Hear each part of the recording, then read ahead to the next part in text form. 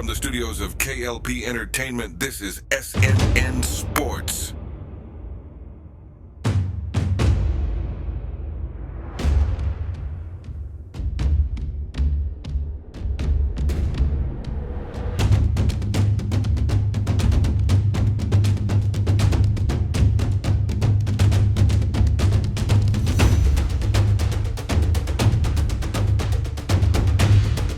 Welcome to the adrenaline-fueled world of sports. This is SNN Sports. Scottie Scheffler unstoppable and wins another Masters green jacket. Scottie Scheffler had no doubts about this Masters, and neither did anyone watching. He pulled ahead with magnificent shots Sunday around the turn and poured it on along the back nine at Augusta National for a 4-under 68 to claim his second green jacket in 3 years. Scheffler is simply unstoppable at the moment, and he had help from a faltering cast of contenders to make it look easier than it was. Much like Tiger Woods, he made the outcome look inevitable with sublime control, the difference being a peach shirt instead of Sunday red, and no fist pumps until it was over. After sharing hugs with caddy Ted Scott and Collin Morikawa, Scheffler turned to face the crowd with both arms raised. He yelled, slamming his fist. Scheffler won by 3 shots in 2022 with a meaningless 4-putt on the final hole. There was no drama this time, either. No uphill climb in golf is sweeter than toward the 18th green at Augusta National, thousands of spectators rising to their feet with every step to salute the best player in the game. Scheffler made a 3-foot par putt for a 4-shot victory over Masters newcomer Ludvig Åberg of Sweden, who did his best to make a battle out of it. Åberg, among 4 players who had a share of the lead at one point, lost ground with his approach when into the pond left of the 11th hole, and he made double bogey. Against a player like Scheffler, those mistakes are not easy to overcome. Åberg closed with a 69 and was the runner-up. Morikawa, who had 2 double bogeys to fall out of the hunt, shot 74 and tied for third with Tommy Fleetwood, 69, and Max Homa, 73, whose hopes ended on the par 3 12th with a double bogey from the bushes, not Rays Creek. The 27-year-old Scheffler is the 4th youngest player to have 2 green jackets. He stretches his lead at number 1 in the world to levels not seen since the prime of Woods. Scheffler now has 3 victories against the strongest fields, Bay Hill, the Players' Championship and the Masters, in his last 4 starts. The other was a runner-up finish in Houston. Woods closed with a 77 and finished at 16 over 304, the highest 72-hole score of his career. Scheffler said he was in tears before the final round in 2022 when he had a 3-shot lead going for his first major. His wife, Meredith, gave him the assuring words, and he sailed to victory. His wife had to watch this one from home in Dallas, where she is expecting the couple's first child at the end of the month. "You're about to make me cry here in Butler Cabin," Scheffler said when asked about the impending birth. "It's a very special time for both of us. I can't put into words what it means to win this tournament again. I really can't put into words what it's going to be like to be a father for the first time. I'm looking forward to getting home and celebrating with Meredith. It's been a long week here without her, but I'm just looking forward to getting home." Scheffler finished at 11 under 277 and earned $3.6 million from the $20 million purse, pushing his season total on the PGA Tour to over $15 million in just 9 tournaments. Perhaps even more daunting for the rest of golf is that Scheffler still hasn't had a round over par this year. He has 10 victories worldwide dating to his first PGA Tour title at the Phoenix Open just 2 years and 2 months ago. During that stretch, Scheffler has finished in the top 10 a staggering 65% of the time. Scheffler had a lonely walk toward the scoring area without his wife.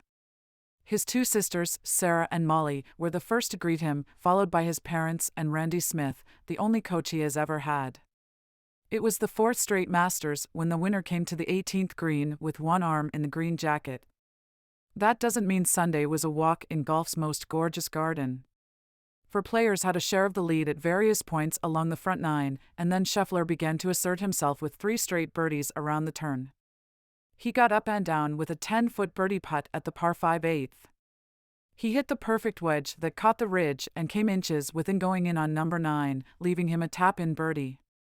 And then he holed another 10-foot birdie putt on the 10th to build a 2-shot lead. "I hadn't hit many good iron shots, which is a bit unusual for me," Scheffler said. And going into number 9, it was nice to get that feeling of hitting a really well-struck shot, and then it set me up to have a really nice back 9. And then, just like in the best days of Woods, he let everyone else make the big numbers.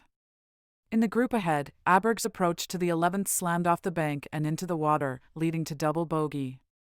Homa managed a tough par on the 11th, only to hit it so long over the par 3 12th, the golf ball plunged deep into bushes and left him no choice but to take a penalty drop. His chip didn't reach the green, and 2 putts later he had double bogey. Morikawa already had begun to slide by taking 2 shots to get out of a deep bunker left of the 9th green for double bogey. He all but sealed his fate with a shot into the water on the 11th and tipped double bogey. Aberg was the only one who battled back, and Scheffler kept answering with birdies. He hit the 13th green in 2 and 2-putted for birdie. His approach to the 14th hit the slope toward the back and rolled down to a foot from the pin. His final birdie came from just inside 10 feet on the 16th. Defending champion Jon Rahm, now with Saudi-funded LIV Golf, closed with a 76 and tied for 45th, 20 shots behind Scheffler. He was in Butler cabin to help Scheffler into the green jacket. Rahm had not faced Scheffler all year and witnessed what the PGA Tour players are up against each week. His tee to green play is reminiscent of Woods, though certainly not the emotion, the worldwide appeal, or the number of victories. Scheffler stays in his own little world on the course, which might be just as well. No one is close to him in the game at the moment.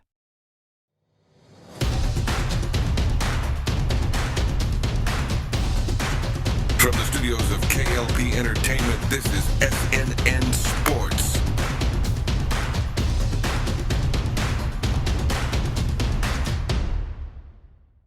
Jamal Murray scored 21 points, Nikola Jokic had 15 points and 15 rebounds, and the defending champion Denver Nuggets secured the number 2 seed in the Western Conference with a 126-111 victory over the Memphis Grizzlies on Sunday. The Nuggets, 57-25, matched a franchise high for wins and finished with the same record as Oklahoma City, but the Thunder took the top spot in the West because of a head-to-head tiebreaker. Minnesota's loss to Phoenix dropped the Timberwolves into third, 1 game behind Denver. Nuggets coach Michael Malone said the key to matching the franchise record was not being satisfied with last year. To tie the franchise record for wins in a season is outstanding, especially on the heels of winning a championship, Malone said. That's been the mantra all year long. Not being satisfied. Denver entered the game in a 3-way tie with Minnesota and Oklahoma City. It was the first time such a logjam had existed on the final day of the season, with 3 teams having a chance at the number 1 seed. The Thunder locked up the top spot by routing Dallas. "I'm just happy to be done with the regular season," Malone said. "We have the 2 seed, and we'll tune in Tuesday night and watch the New Orleans-LA game." Christian Braun scored 19 points for the Nuggets and Aaron Gordon added 15. "We just have an identity now," said Denver forward Michael Porter Jr., who finished with 12 points, 5 rebounds, and 4 assists. "It's been a long time since we've stared playing together, our core guys. We've developed a chemistry." G.G. Jackson led Memphis with a career-high 44 points. Jake LaRavia finished with 29 points for the Grizzlies, who finished 27-55, 13th in the West. Memphis ended the season on a 5-game skid. Jackson, the 45th pick in last year's draft, began the season as a 2-way player. He signed a multi-year contract in February and eclipsed the 40-point mark in his final game of the season. "It's the most adversity I've ever had to deal with mentally," Jackson said of the season.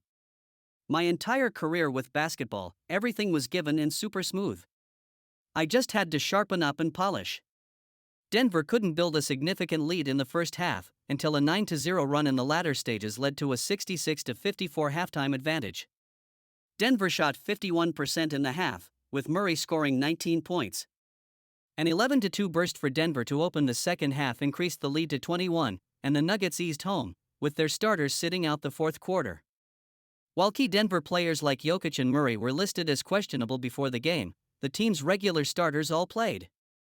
Memphis' season was derailed by injuries that kept many key players out for extended periods. The Grizzlies dressed only 8 players against Denver, the bulk of them on 2-way and 10-day contracts. Just last season, Memphis was the number 2 seed in the West. "Every season presents something different," Coach Taylor Jenkins said. Obviously, this presented something no one was expecting. From the studios of K.L.P. Entertainment, this is SNN Sports.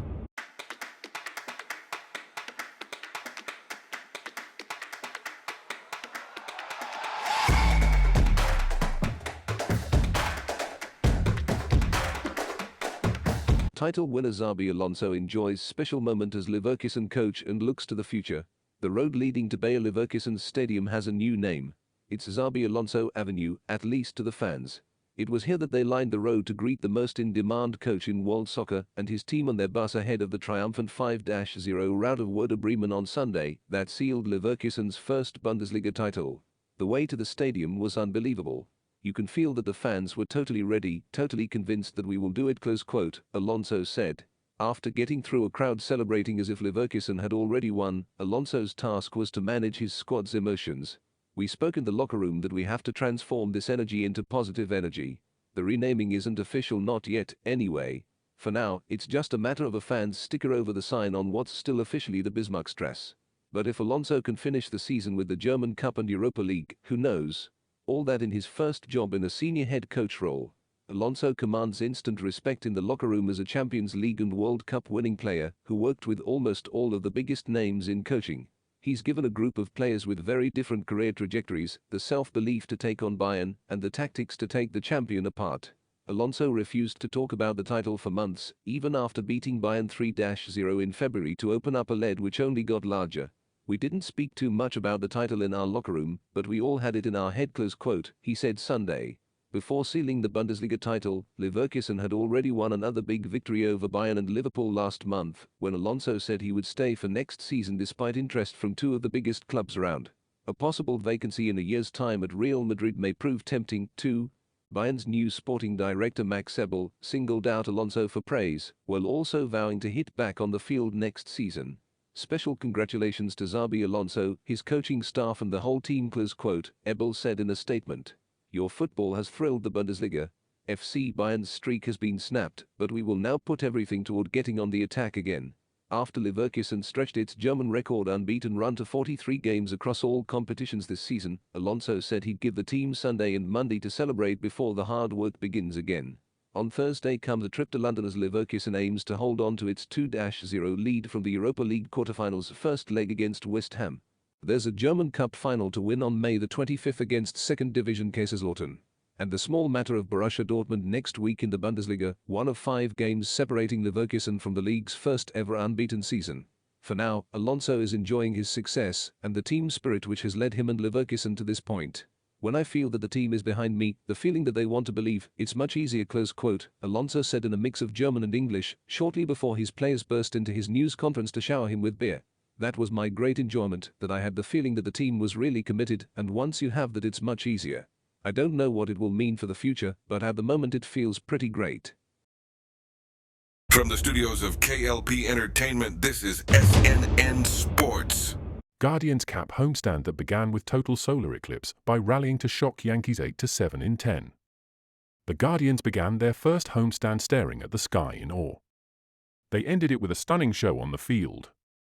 First a total solar eclipse, then a remarkable comeback against the New York Yankees.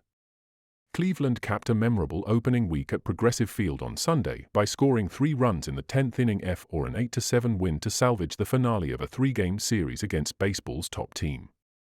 It's early, way too early to make any broad declarations about the Guardians. But at 10-5, and having won 4 of their first 5 series, they've already surpassed expectations while showing grit, togetherness and resilience. This whole homestand, we fought back, first-year manager Steven Voigt said. We're not going to quit. That's one of the things I heard the boys yelling on the way back up to the clubhouse, we don't quit. We don't quit. And that's what this group is about. After falling behind 7-5 in the top of the 10th and on the verge of being swept, the Guardians scratched and scrapped their way back, scoring 3 runs on a force-out, fielder's choice and sacrifice fly. Not pretty. Just pretty effective. We just keep coming, said utility man extraordinaire David Fry, who hit a key double in the 10th, moments after turning in a jaw-dropping defensive play. The Yankees went ahead by 2 runs in the 10th on Anthony Rizzo's 2-run single, and New York might have added more except for Fry and catcher Bo Naylor teaming up on a dazzling double play. With runners at second and third and 1 out, New York's Alex Verdugo hit a hard grounder to Fry, who had shifted to first base after catching the first 5 innings. Fry fielded the ball on the edge of the grass and fired home to Naylor, who applied a swipe tag to get the lead runner sliding by. In one motion, Naylor spun and threw back to Fry, who retreated to the bag and dug out a low throw. It went 3-2-3 in the scorebook. Voit, a former All-Star catcher, gave it a perfect 10. "That's too unbelievably athletic. Heads up people making a play," Voit said. The amount of athleticism and baseball IQ in that play probably won't get talked about enough. That should be number 1 on SportsCenter, MLB, whatever the top plays are, that should be the top play today. Like Voit, Fry appreciated all the nuance in Naylor's effort. "That's a super tough play for Bo," Fry said. "Being able to play catcher, I know that's not the first thing on your mind. Your first thing is, I got to get this out right here." But for him to have the presence of mind to whip around and get the double play was huge. The play seemed to spark the Guardians, who then responded with a comeback they followed by splashing each other with water during an on-field celebration. It's been quite a baptism for Voit, whose first weeks as Cleveland's new manager have included a 7-2 road trip, late-inning comebacks, 2 extra-inning victories, and a once-in-generation celestial event. At one point in the 10th inning, Voit soaked it all in.